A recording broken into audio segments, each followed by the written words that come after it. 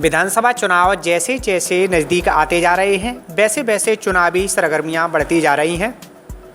आज हमारी टीम ने फिरोजाबाद की विधानसभा सिरसागंज में कई जगह लोगों से उनके विचार पूछे। मतदाताओं का कहना था कि यदि हमारे बीच का ही प्रत्याशी आएगा तो ही हम उसे वोट देंगे, क्योंकि अधिकांश पार्टियां अन्य जनपदों से प्रत्याशियों को लाकर फिरोजाबाद में थोपने का काम करती हैं।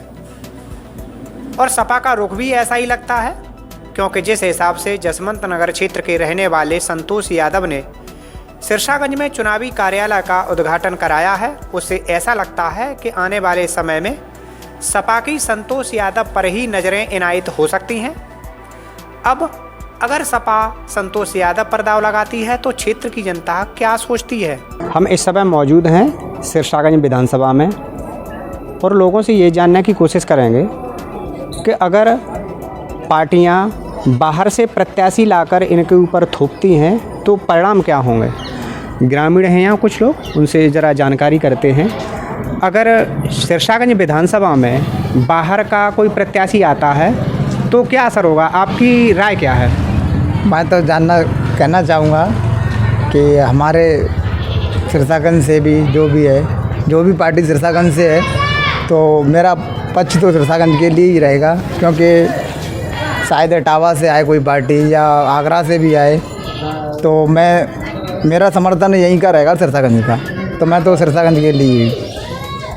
अच्छा, आप क्या चाहते हैं। जैसे कुछ पार्टियां हैं बाहर से प्रत्याशी लाती हैं या खड़ा करती हैं, आप क्या सोचते हैं। हम बाहर के प्रत्याशी को वोट नहीं देना चाहते, हम अपने क्षेत्र के प्रत्याशी को वोट देना चाहते हैं। हमारे क्षेत्र का जो आएगा उससे हम समर्थन करेंगे। हमारी जो कोई समस्या होगी उससे हम बताएं और वो हमारी समस्या को समाधान करें हम।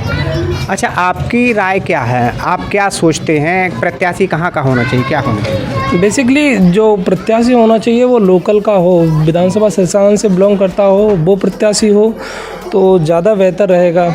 क्योंकि जहाँ तक बात रही लोकल का, अगर कोई प्रत्याशी होता है तो वो यहाँ के स्थानीय मुद्दों को वो अच्छी तरह से समझेगा, और अगर किसी व्यक्तिगत किसी की समस्या होती है तो उस प्रत्याशी के पास जो यहाँ से चुन के जाएगा तो उसकी समस्याओं को सुनेगा। और विधानसभा में जाके यहाँ के लोकल के कुछ ऐसे मुद्दे होते हैं जो विधायक स्तर पे या फिर यहाँ की लोकल बॉडी पे नहीं संभल पाते, तो वो विधानसभा में जाके वो बड़े मुद्दों को रख सकता है। तो हमारा मानना यही है कि जो लोकल का अगर कोई प्रत्याशी होगा तो उसके लिए हम लोग ज़्यादातर हमारा झुकाव उसकी तरफ रहेगा, चाहे वो कोई सी भी पार्टी हो। अगर लोकल के अगर प्रत्याशी को लेके आती है तो जाहिर सी बात है कि जो आम जनता है यहाँ की तो वो भी उसी को वोट करेगी।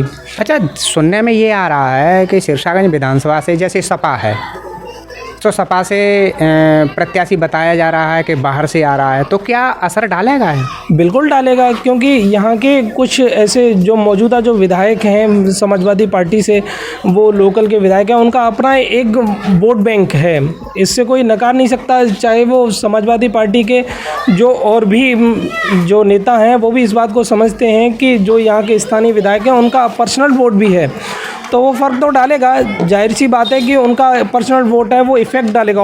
और दूसरा एक और उनके लिए पक्ष ये भी है उनके पास कि जो वो लोकल के हैं तो उनके लिए लोग झुकाव भी ज़्यादा रहेगा, उनको वोट ज़्यादा देंगे। मेरा व्यक्तिगत मानना तो ये है। अच्छा, जो कानून व्यवस्था की बात की जाए अभी वर्तमान सरकार से, तो आपको क्या लगता है 10 में से कितने नंबर देना चाहेंगे। बेसिकली कानून अगर व्यवस्था की बात की जाए तो इससे पूर्व में भी सरकारें रही हैं, चाहे समाजवादी पार्टी की रही हो चाहे बहुजन समाजवादी पार्टी की रही हो, तो बेहतर तो है ही। अब इसमें ये कह सकते हैं कि सब तरफ से सब कुछ ठीक हो गया, ये भी कहना ठीक नहीं होगा। हाँ, लेकिन और सरकारों से कानून व्यवस्था पहले से बेहतर है। दादा, आपने कई चुनाव देखे हैं, यहाँ पे सपा का भी देखा, बसपा का भी देखा, भाजपा का भी देखा, आपको सबसे बेहतर सरकार किसकी लगी। बेहतर सरकार तो खैर ठीक है, मेरे लिए तो सपा भी सही है, मगर ये तो और ही अच्छी आई है। मगर इसमें जो है बुजुर्गों की कोई सुनवाई नहीं है किस सरकार में? इस सरकार में। आज हम खड़े हैं, हमारी उम्र भी देखी जाए कितनी उम्र है, ना ही मेरे पास आवास ऐसा नहीं है जो हम बरसात में उस कमरे में हम लेट सकें, केवल छप्पर में रहते हैं। मैंने ये तुम्हारे जो कहते कि इसमें वो ऑनलाइन कर दो, सब कुछ किया मगर कोई सुनवाई नहीं हुई। लेखपाल साहब ऐसी रुखसाना बेगम है, वे कौन है? रिजवाना सिद्दीकी। भाई है कोई भी हो, तो बुरा नहीं बोलना चाहिए किसी से। हाँ, तो वो 70 की बताते, आप समझदार है मैं कितनी पैदावारी कर सकता हूँ, इस बात को आप खुद समझदार है। मैं सरकार की कहो तो सरकार मुझे वास्तविक ही अच्छी लगी है। तो आप क्या चाहते हैं कि योगी आदित्यनाथ फिर से मुख्यमंत्री बने? हम तो यही चाहते हैं। आपको तो कोई सुविधाएं नहीं मिली, लेकिन फिर भी आप उसके हम इसलिए चाहते हैं कि हमको मिली या न मिली, मगर हम ये कह रहे हैं कि भविष्य में ऐसा ही होता रहे, तो इसमें गुंडागर्दी राज तो सक्षम है। अच्छा, कुछ और वहाँ हैं, उनसे भी जानकारी करते नहीं, हैं। वो तो आपको करना है। जैसे आप यहाँ के रहने वाले हैं, यहाँ के सपा से विधायक है हरिओम यादव, उन्होंने युवाओं के लिए क्या किया है कि आप कितना समर्थन करते हैं? हम तो सर उनके लिए बहुत समर्थन करते हैं। उन्होंने हमारे क्षेत्र में भी बहुत अच्छा काम किया है। जो पास में विद्यालय हैं उनमें भी अनुदान दिया है, उन्होंने काम करवाया है। शिक्षा भी अच्छी है और सड़क व्यवस्था भी सही है, लेकिन कहीं तक तो ख़राब है। उनका भी नज़रिया थोड़ा अच्छा नहीं है, पार्टिकुलर किसी एक जाति को ही देखते हैं और भी बहुत सा है। अगर जैसे सिरसागंज विधानसभा में बाहर का कोई प्रत्याशी आता है तो आप कितना समर्थन करते हैं? समर्थन जितना लोकल का होगा उतना तो नहीं हो पाएगा, लेकिन होगा, समर्थन तो होगा, उसका भी होगा। जिस आप विधानसभा में खड़े हैं, उस विधानसभा से किसका जनाधार हो सकता है आने वाले 2022 के चुनाव में? ये तो कहा नहीं जा सकता, लेकिन भाजपा का तो कह ही सकते हैं। लेकिन पिछली बार देखे हैं, विगत वर्षों में तो सपा यहाँ पे रही है ज़्यादातर, और पिछली बार भी हरिओम यादव भी बने थे, लेकिन अब की बार देखा जा सकता है क्या होता है। मेरे हिसाब से तो भाजपा ही आएगी अब की बार यहाँ पे।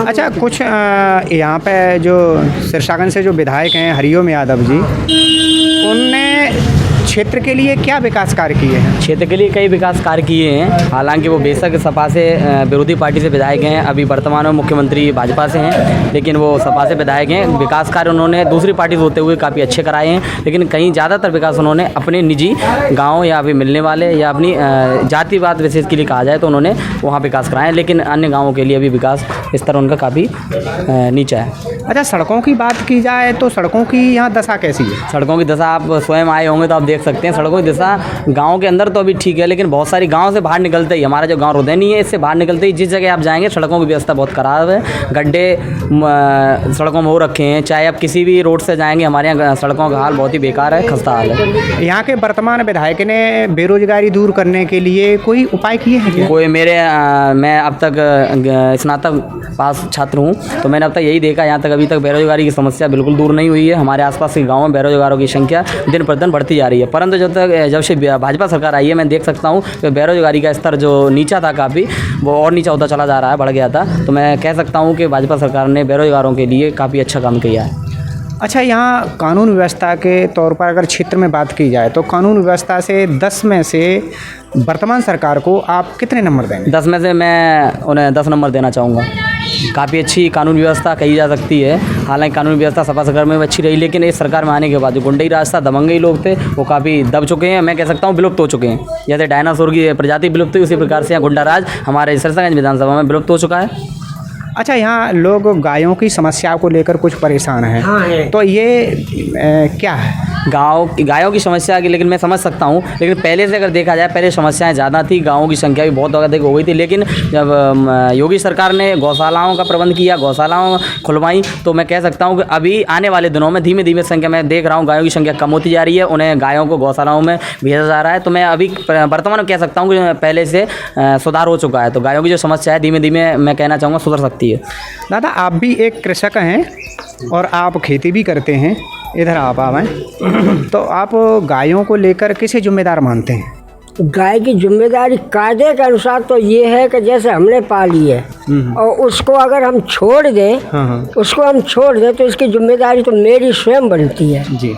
अब किसान ये कह करे मेरी फसल नष्ट हो रही है तो इसके जिम्मेदार तो हम हैं, गवर्नमेंट नहीं है। जितनी गायें का पहले इन लोगों ने, किसान भाइयों ने या मजदूर वर्ग ने, किसी ने तो पाली है, अब वो छोड़ रखे तो का आदित्यनाथ योगी वहाँ से देखने थोड़ी आएंगे। अच्छा, कुछ लोग तो पूरी तरह सरकार को दोषी मानते हैं इसमें। हम नहीं मानते इस बात को, हम नहीं मानते, हम नहीं मानते। ये सच है कि दोषी सरकार नहीं है, खुद स्वयं दोषी है। अच्छा, इस समय हम मौजूद थे सिरसागंज विधानसभा में। अन्य लोगों से भी चर्चा करके ये पता करेंगे कि आखिर विधानसभा का रुख क्या है। न्यूज़ इन इंडिया के लिए गगन बिहारी, सिरसागंज।